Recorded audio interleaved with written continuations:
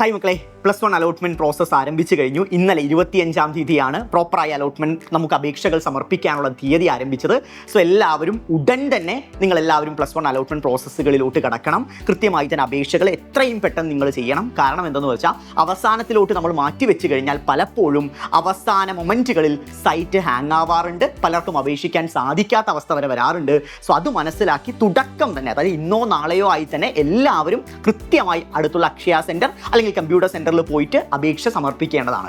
അങ്ങനെ അപേക്ഷ സമർപ്പിക്കുമ്പോൾ നിങ്ങൾ ശ്രദ്ധിക്കേണ്ട, നിങ്ങൾ കയ്യിൽ കരുതേണ്ട ഡോക്യുമെന്റ്സും ഡീറ്റെയിൽസും എന്തൊക്കെയാണ് എന്ന കാര്യമാണ് നോക്കാൻ പോകുന്നത്.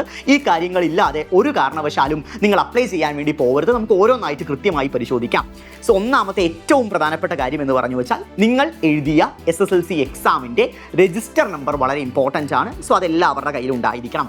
അതുപോലെ തന്നെ നിങ്ങളുടെ ഡേറ്റ് ഓഫ് ബർത്ത് ഒരു കാരണവശാലും തെറ്റായിട്ട് കൊടുക്കരുത്. പലരും ചെയ്യുന്ന പ്രശ്നം എന്ന് പറഞ്ഞാൽ SSLC സർട്ടിഫിക്കറ്റിലുള്ള നെയിമും ഡേറ്റ് ഓഫ് ബർത്തും ഒക്കെ ചെറിയ മാറ്റങ്ങൾ വരുത്തി പലപ്പോഴും കൊടുത്ത് അതിൻ്റെ പുറകെ പലരും നടക്കാറുണ്ട്. സോ അത്തരം ഒരു അവസരം ആർക്കും വരരുത്. കൃത്യമായ ഡേറ്റ് ഓഫ് ബർത്തും നെയിമും തന്നെ എല്ലാവരും അപ്ലൈ ചെയ്യുമ്പോഴും കൊടുക്കേണ്ടതാണ്. നെക്സ്റ്റ് വൺ എന്ന് പറഞ്ഞു വെച്ചാൽ നിങ്ങൾക്ക് ഈ പറയുന്ന അലോട്ട്മെന്റ് പ്രോസസ്സിൽ കൃത്യമായ OTP വെരിഫിക്കേഷനും കാര്യങ്ങളൊക്കെ വരാൻ സാധ്യതയുണ്ട്. അതായത് ഓരോ അലോട്ട്മെന്റ് വരുമ്പോഴും അതിൽ ലോഗിൻ ചെയ്യണമെങ്കിൽ നിങ്ങളുടെ മൊബൈൽ ഫോണിലോട്ട് വരുന്ന OTPയുടെ അടിസ്ഥാനത്തിലാണ്. സോ ഈസിലി ആക്സസിബിൾ ആയ നിങ്ങളുടെ കൈവശമുള്ള മൊബൈൽ നമ്പർ തന്നെ നിങ്ങൾ ഈ പറയുന്ന അപ്ലിക്കേഷൻ കൊടുക്കുമ്പോൾ മറക്കാതെ തന്നെ കൊടുക്കണം. അടുത്ത കാര്യം എന്ന് പറഞ്ഞു വെച്ചാൽ നമ്മുടെ കാസ്റ്റ് സർട്ടിഫിക്കറ്റ് ആണ്. അതെല്ലാവരുടെയും കയ്യിൽ കരുതണം. അതുപോലെ തന്നെ നമ്മൾ ഓൾറെഡി 10ാം ക്ലാസ് പഠിച്ച സ്കൂള് അത് ഏതാണ്, ആ സ്കൂളിൻ്റെ കൃത്യമായ പേരും കാര്യങ്ങളും നിങ്ങൾക്ക് അറിഞ്ഞിരിക്കണം. നെക്സ്റ്റ് വൺ, നിങ്ങൾ OEC വിഭാഗത്തിൽ പെടുകയാണെങ്കിൽ അതിൻ്റെ പ്രൂഫ് നിങ്ങളുടെ കൈവശം ഉണ്ടായിരിക്കണം. പിന്നെ ആധാർ കാർഡ്, എന്തായാലും ആധാർ കാർഡ് എല്ലാവരുടെ കയ്യിലും ഉണ്ടായിരിക്കണം.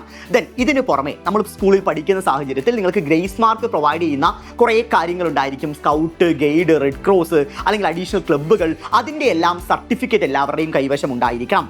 അതുപോലെ തന്നെ ഭിന്നശേഷിക്കാരാണെങ്കിൽ ആ മെഡിക്കൽ സർട്ടിഫിക്കറ്റ് എന്തായാലും കയ്യിൽ കരുതേണ്ടതായിട്ടുണ്ട്. ഇനി ജനറൽ വിഭാഗത്തിൽ പെടുന്ന കുട്ടികളുടെ നമ്മുടെ ആനുവൽ സാലറി 4 ലക്ഷത്തിൽ കുറവാണെങ്കിൽ EWS എന്ന് പറയുന്ന സർട്ടിഫിക്കറ്റ് എല്ലാവരും കയ്യിൽ കരുതണം. സിമിലർ വേ നിങ്ങൾ ഏതൊക്കെ സ്കൂളുകളിലാണ് അപേക്ഷിക്കാൻ ഉദ്ദേശിക്കുന്നത് അതിൻ്റെ കൃത്യമായ ഓർഡർ, പ്രയോറിറ്റി ലിസ്റ്റ് നിങ്ങളുടെ കയ്യിൽ വേണം. അതായത് ഇപ്പോൾ ബയോളജി സയൻസിൽ കൊടുക്കാൻ ഉദ്ദേശിക്കുന്ന കുട്ടി ആദ്യം ഏത് സ്കൂളിൽ ബയോളജി സയൻസിൽ അലോട്ട്മെൻറ്റ് കൊടുക്കണം, രണ്ടാമത് ബയോളജി സയൻസിൽ ഏത് സ്കൂൾ കൊടുക്കണം, മൂന്നാമത്തെ ഏത് സ്കൂളാണ്, ലൈക്ക് ആ ഒരു പ്രയോറിറ്റി ഓർഡർ കൃത്യമായി തന്നെ നിങ്ങൾ ഓരോരുത്തരുടെയും കയ്യിൽ കരുതണം. അതിൽ വലിയ മാറ്റങ്ങൾ പിന്നീട് വരുത്താത്ത രീതിയിലുള്ള ഏറ്റവും കോൺഫിഡൻ്റ് ആയ ഏറ്റവും താല്പര്യമുള്ള രീതിയിലുള്ള ആ ഒരു കൃത്യമായ ഓർഡർ നിങ്ങൾ എല്ലാവരും കയ്യിൽ കരുതണം. അതുപോലെ തന്നെ പലരും ചെയ്യുന്നൊരു മിസ്റ്റേക്ക് കൂടി ഞാൻ പോയിന്റ് ചെയ്യാം. പല മക്കളും ബയോളജി സയൻസ് എടുക്കാൻ ഉദ്ദേശിക്കുന്ന മക്കൾ വെറുതെ ചുമ്മാതെങ്കിലും ബയോളജി സയൻസിൻ്റെ ഇടയിൽ കൂടെ ഒരു കൊമേഴ്സോ ഹ്യൂമാനിറ്റീസോ CSO കൊടുക്കാറുണ്ട്. സോ അത്തരത്തിൽ ഒരിക്കലും നിങ്ങൾ ചെയ്യരുത്. കാരണം ആ ബയോളജി സയൻസിലെ പ്രയോറിറ്റി മാറി ആ ഒരു ഓപ്ഷൻ കിട്ടിയില്ലെങ്കിൽ അടുത്ത ഓപ്ഷൻ ചിലപ്പോൾ പോകാൻ പോകുന്ന കൊമേഴ്സിലോട്ടോ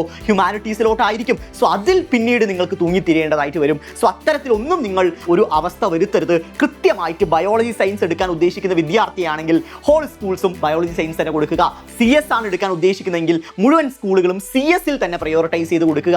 അല്ലാതെ ഒരിക്കലും ബാക്കിയുള്ള കോഴ്സുകളും സബ്ജക്റ്റുകളും ഇതിനിടയിൽ നിങ്ങൾ ആരും തന്നെ അപ്ലൈ ചെയ്യരുത്. സോ ഗംഭീരമായിട്ട് കൃത്യമായി തന്നെ അലോട്ട്മെന്റ് പ്രോസസ്സുകൾ എല്ലാവരും ചെയ്യുക. സോ മക്കളെ, ഓൾ ദി ബെസ്റ്റ്.